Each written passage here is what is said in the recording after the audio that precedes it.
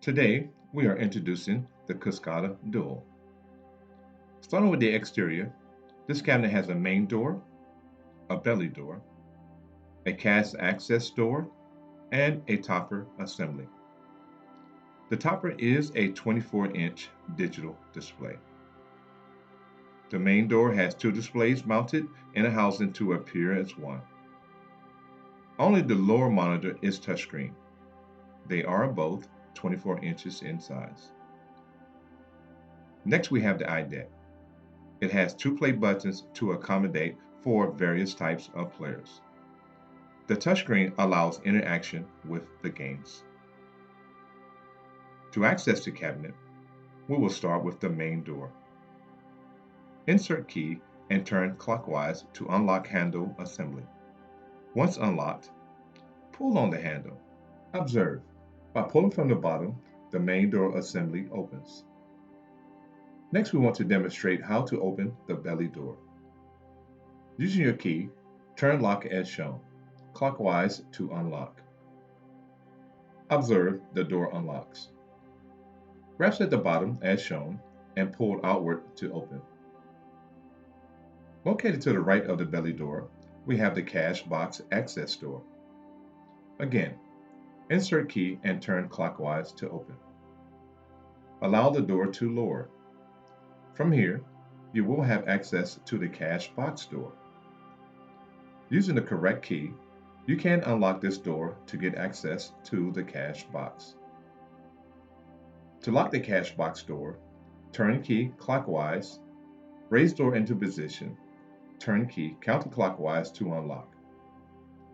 Repeat this process to secure the cash box access door. Last key to point out will be the attendant key. This is located right below the cash box access door.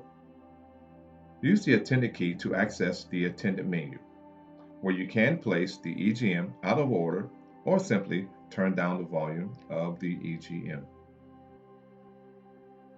With the belly door open, you have access to the subwoofer assembly.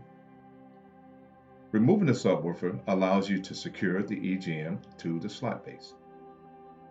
To remove the subwoofer, simply pull forward enough to give you access to its connection cable. Disconnect this 2-pin Molex and remove subwoofer. Once EGM has been secured to base, you can now reinstall the subwoofer. Be sure to reconnect the 2-pin Molex connector when seating back into place. With the main door open, we can now access the CPU, the LCU board, and even the backplane board as needed. Starting from the left side of the CPU, we see a 7-segment display. This will display codes that can be used for troubleshooting as needed. After that, there are 2 blue USB ports. At present, they are not used. They are USB 3.0 compatible. You also have 2 Ethernet ports. Both are active and used, depending on the networks being connected to. Last thing to point out on the front of the CPU will be the self-test button on the right side of the CPU. It is used to access the operator's menu. To open the CPU, using your CPU lock key, unlock the logic door as shown. Raise the logic door to view the inside. Starting on the left, you see jumpers for the battery housing located on the back of the CPU. Jumpers J36 and J37.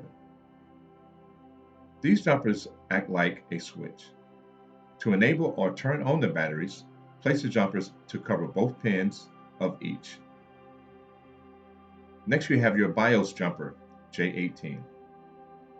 When jumpers cover pins 1 and 2, writing to the BIOS is disabled. This serves as a write protection.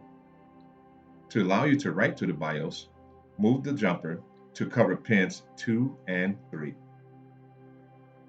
Next are the 2 black USB ports. These are used for your license key, your NBC dongle, or both as needed. The yellow tub as shown is where the actual BIOS resides.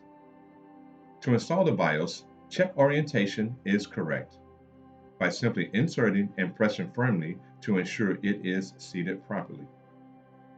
To the right of the BIOS, we see two blue USB ports. This is the only way to upload all software. Above the CPU and to the left, we see two boards. One is the LCU, Lighting Control Unit board, and the other, the audio board. As the names specify, each control either lighting or the audio. Lastly, the main door.